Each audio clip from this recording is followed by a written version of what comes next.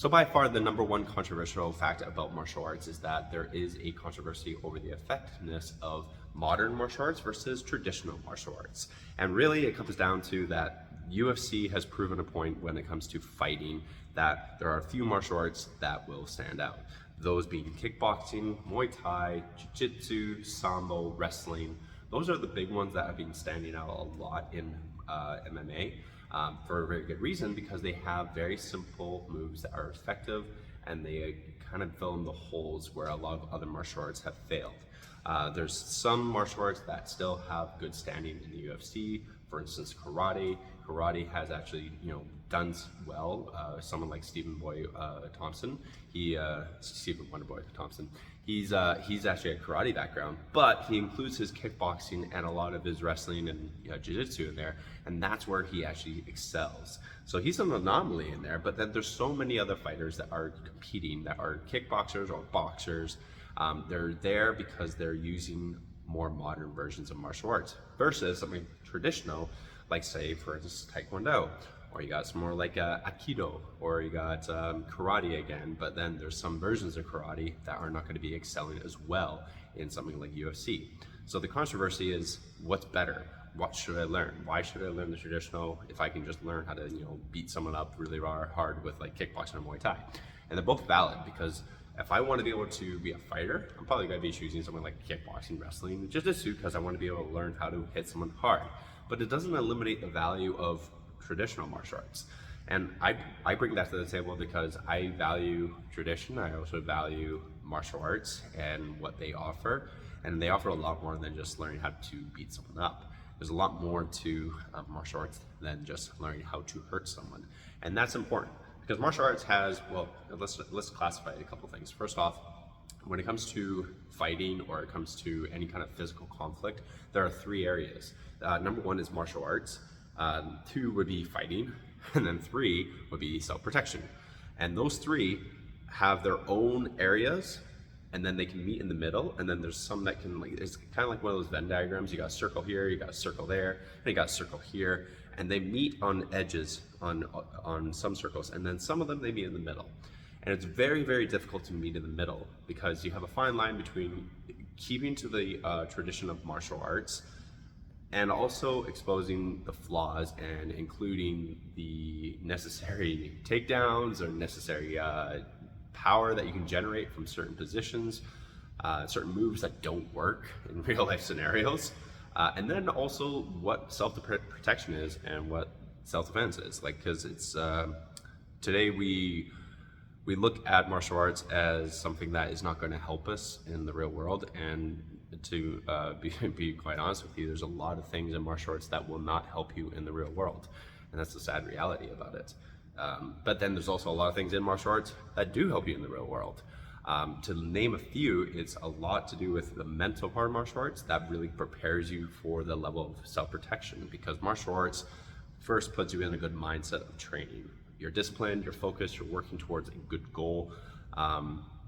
You're pushing yourself in your limits physically and mentally, and that's a good base to start with. I would say martial arts is a great base to start with when it comes to developing your mind and your body to be able to undertake the rules of self-protection. You could go that way with something like more modern martial arts as well, but then I find that I lose the traditional aspects and the mindset of a martial arts warrior, because there's a lot to a black belt and earning a black belt versus earning your title in the ring and being able to hurt someone else in the ring and be able to physically dominate. They're both acts of the warrior and the spirit of a warrior. And then at the top we have self-protection. And there's more to self-protection than just learning how to hit somebody. There's a lot more, because I've been in a self-defense scenario where I was scared for my life, that I was worried that I was going to die or that I was going to get stabbed. And it's quite enlightening, and also makes you realize that what you do in the gym, you can do whatever you want in the gym, you can practice, but nothing really prepares you for the real thing, like the real thing itself. And I've heard from many UFC fighters where they got their homes invaded and they didn't know what to do. They were scared. They fought off the invaders, but they still had that fear in their mind of, oh my gosh, there's somebody in front of me with a baseball bat or a knife. or he might have a gun, or his partner might have a gun. Who knows? It could get to that level of seriousness. So there is that separation between the three different styles of martial arts, modern martial arts, and also self-protection. So there's a big controversy over it. So what is really the answer that we need on whether I should do traditional martial arts, whether I should do modern martial arts, or whether I should do self-protection? And really, I believe that you as an individual need to decide what's important to you.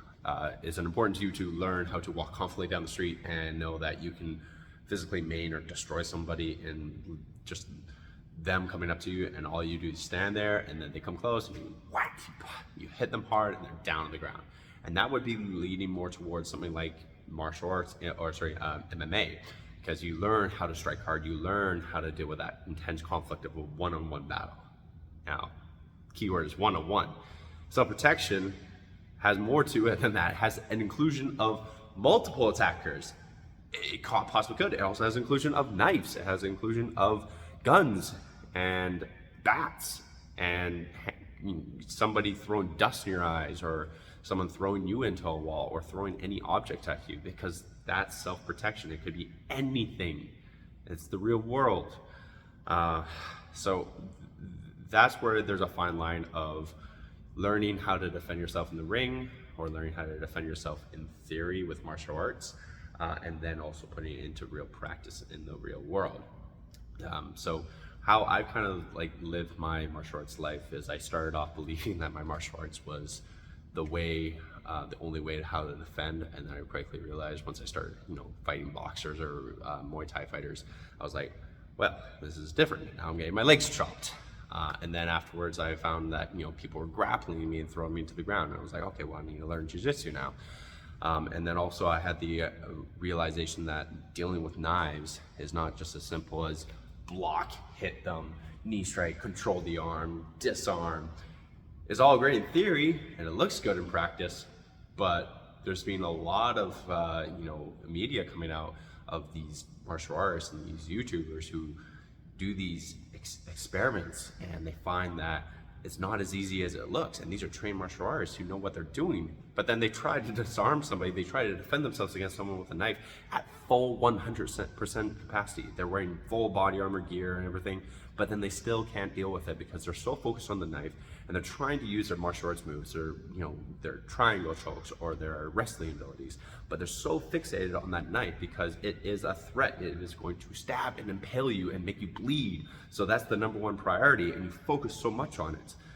But then we lose track of what we're trained to do in the ring, or what we're trained to do in our gym. So yeah, what is the real answer?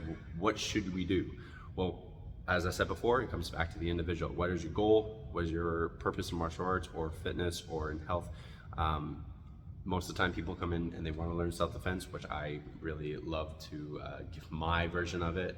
And my version of it would be, first, physical fitness over anything else. Like physical fitness. If you have the fitness aspect down, then a lot of other things come easy, because self-protection is going to come down to your physical fitness. It really does. And also size, and men versus women does matter. You could be a chick and you could be able to, hit hard and be able to do triangle chokes on people in the gym. But as soon as that turns into a altercation of a man who's physically dominating and wants to hurt or kill or rape that woman, that's where it gets to another level, because that man has laser lock focus into what he's going to do, and he will probably stop at nothing and probably will hurt that woman like she has never been hurt before, especially in the gym. If she's going against other dudes in the gym, they have that honor code of they're not going to try to hurt their lady friends in the gym. They're still going to give them that effort of, hey, this is how a man's going to be physically dominating over you, and they're probably going to try to do this. But then it gets to another level as soon as that man is not a friend, it is an attacker. So physical fitness overall. If a woman, I like to think of it as like the average man is here when it comes to self-protection, and the average woman's here. Now say that average man, his fitness stays the same, and then a woman were to match his physical fitness, and she has better technique. She has a very good fighting chance. That's what I would say. But as soon as that average woman gets up to above average or even pretty well fit, and then that's when it starts to tip, because a man who's even a little bit more fit or keeping on building his skill, that's where it tips over into, again, your fitness and your strength. Another aspect of it is also the time under tension of conflict and someone attacking you. Someone throwing punches, someone trying to choke you, someone being violent towards you, basically getting desensitized to that. Because if you're not used to it, first time it happens, it's gonna be a shock to your system. It's like, a building exploding in front of you and you're like, oh my God, that just blew up. But then there's someone attacking you in front of you and they look really scary and they wanna hurt you and you're like, oh, well, I'm not used to that. So yes, the next point, sorry, we have three. So we have number one is physical fitness. Number two is your physical skills and your ability to defend yourself. And then finally, number three would be your cardio and your ability to run. That goes back to your fitness, because if you can run, then that's a great option. And be able to run well and be able to do something like parkour. Because parkour, I believe, is a very good self-defense strategy, because there's plenty of times that you might be caught in a corner, or you might be caught somewhere where you need to climb or get out, and parkour, in my opinion, is a great way to learn how to escape from dangerous situations. But then there's the other opposite end of the spectrum where you don't have that option to escape. You actually have to fight, because maybe you have your wife, your girlfriend, or you have children with you, and there's no other option. You have to fight who's ever in front of you. Or you're backed up against a wall. There's no other exit except going right through the person in front of you. So yeah, it's a touchy subject. Very big controversy in the martial arts industry today. My predictions, though, for the future is that technology is going to change the dynamics quite a lot. So much in the matter that robotics. Think about this. Future, where we have robotics and enhancements where we can change our biology, or we can change our limbs and upgrade ourselves to, for instance, a woman getting the strength of a man because of robotics. And then that's when things are going to change quite a bit when it comes to self-protection and defense.